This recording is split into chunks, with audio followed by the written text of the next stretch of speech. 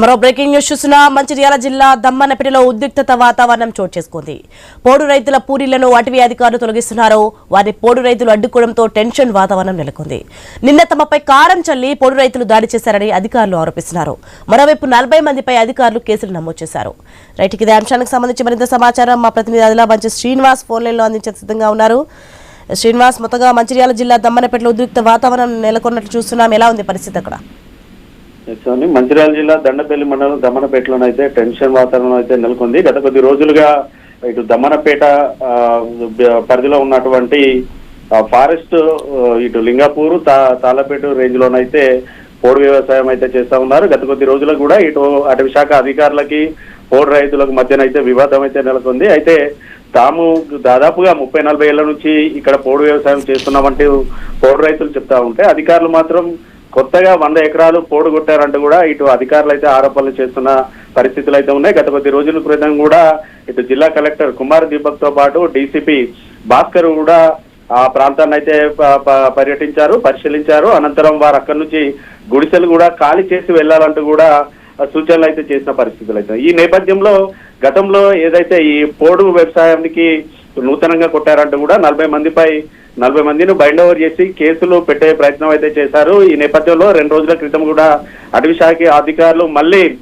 ఇటు దమ్మన్నపేటకి అయితే వచ్చారు. ఖచ్చితంగా బైండ్ ఓవర్ కావాలంటూ కూడా ఇటు పోడు రైతులకు అయితే చెప్పిన సందర్భాలు అయితే ఉన్నాయి. ఈ నేపథ్యంలో నిన్న ఇటు పోడు రైతులకి అటవీ శాఖ అధికారుల మధ్యనైతే కొంత వివాదం అయితే జరిగింది. ఇటు పోడు రైతులు తమపై కారం చల్లి కర్రలపై దాడి చేయడంతో forest section officer Balakrishna, forest beat officer Rajender, base camp watcher కు ఇటు గాయాలైనట్టుగానైతే అటవీ శాఖ అధికారులు అయితే చెప్తున్న పరిస్థితులు అయితే ఉన్నాయి. ఈ నేపథ్యంలో పూర్తిగా అక్కడి నుంచి గుడిసెలను ఖాళీ చేయించడానికి అయితే అటవీ శాఖ అధికారులు అయితే పూనుకున్నారు. ఉదయం నుంచి కూడా దమ్మన్నపేటలోనైతే కొత్త హై టెన్షన్ వాతావరణం అయితే నెలకొంది. మీడియాను కూడా లోపలికి ఎలో చేయకుండా ఎక్కడికక్కడ ఆంక్షలు విధించారు. ఆ లోపల ఇటు పోడు రైతులు సాగు చేస్తున్న పోడు భూముల వద్ద ఏం జరుగుతుంది అనేది ఒక ఉత్కంఠనైతే నెలకొంది. దాదాపుగా 100 మంది అటవీ శాఖ అధికారులు అయితే అక్కడికి చేరుకున్నారు. గుడిసెలతో పాటు వారు కల్టివేషన్ చేసినటువంటి ల్యాండ్ ను జేసీబీలతోటి దున్నుతున్నారంటూ కూడా కొంత ఆరోపణలు అయితే వినిపిస్తున్నాయి. కానీ మీడియాను లోపలికి ఎలో చేయకపోవడంతో అక్కడ ఏం జరుగుతుంది అనేది ఒక ఉత్కంఠన అయితే ఉంది. అసలు ఏం జరుగుతుందన్నది కూడా బాహ్య ప్రపంచానికి కూడా తెలియని పరిస్థితులు అయితే దమ్మన్నపేటలో ఉన్నాయి.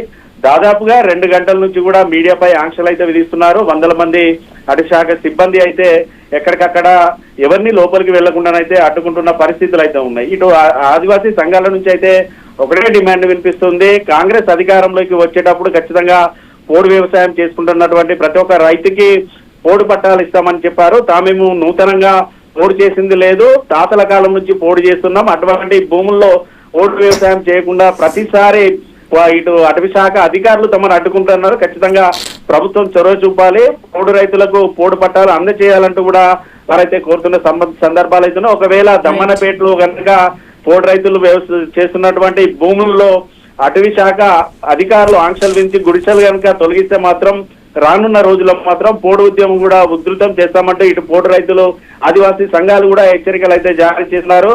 ప్రస్తుతానికైతే దమ్మన్నపేటలోనైతే టెన్షన్ వాతావరణం అయితే కొనసాగుతుంది. Soni, right, thank you Srinivas.